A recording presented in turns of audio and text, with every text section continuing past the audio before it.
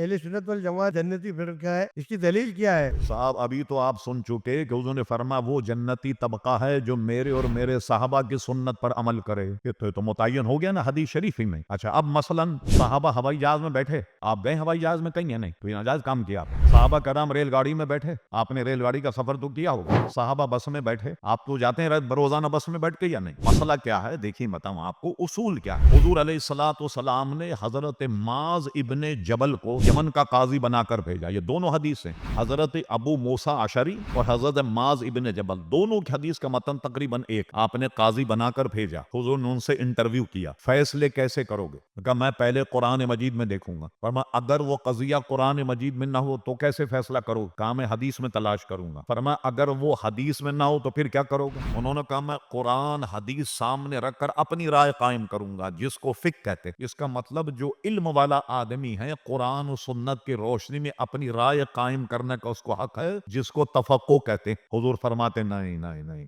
اگر قرآن میں مسئلہ نظر آئے تب تو جواب دینا، حدیث میں تب جواب دیں. اور اگر کوئی قضیہ ایسا ہے کہ جس کا قرآن حدیث میں ذکر نہیں تو ان کو بھیج دینا، کہنا جاؤ بھی ہمارے پاس فیصلہ نہیں. تو پھر تو اسلام مکمل نہیں ہوا. حضور علیہ السلام جب یہ سنا کہ میں قرآن و سنت کو سامنے رکھ کر اپنی رائے قائم کروں گا، میں کہا اللہ تبارک و تعالی تیرا شکر میں ادا کرتا ہوں کہ تو نے میری امت میں ایسے بندے پیدا فرما. تو اس کو کہتے ہیں تفقہ. سمجھے؟ حالات کو دیکھ کر. مثلا صحابہ سے ملا کسی نے کسی کو قتل کر دیا، اس کے قصاص میں اس کو قتل کیا جائے. یہ ملے گا کسی نے بس کے نیچے داب کے اس کو مار دیا، تو اس زمانے تو گاڑی نہیں تھی، بس نہیں تھی، اب نیا لائی جزیہ لائیے تو ظاہر ہے کہ اس کو بھی اس کے قصاص میں قتل کیا جائے. تو یہ ساری چیزیں جو ہیں علم و فضل سامنے رکھنے کے بعد علماء نے مسائل کی تخریج کی کہ ایسا ہو تو کیا حکم ہے، ایسا ہو تو کیا حکم ہے. شبلی جو سنی حنفی نہیں تھا، ایک مورخ ہے، وہ اپنی کتاب النعمان میں لکھتا ہے کہ امام اعظم ابو حنیفہ نے جب دیکھا سلطنت عباسیہ کہ سلطنت اسلامی بڑھتی جا رہی ہے، ساری دنیا پر اسلام آ جائے گا، یہ مسئلہ بھی ہو سکتا ہے. امام اعظم نے اپنے اصحاب کو 11 لاکھ مسائل املا کرائے. سلطان اورنگزیب عالمگیر رحمت اللہ علیہ 500 علماء کی اسمبلی بنائی، جس کے سربراہ تھے حضرت اللہ مولانا نظام الدین رحمت اللہ علیہ. ایک ایک مسئلے پر ڈسکس ہوتی اور وہ لکھا جاتا. پوری 8 جلدوں میں فتاوی عالمگیری موجود ہے کہ اگر کوئی مسئلہ پیش ہو تو قاضی کیا فیصلہ کرے گا. یہ ساری چیزیں الحمدللہ ہم سے پہلے علماء نے لکھ دیا.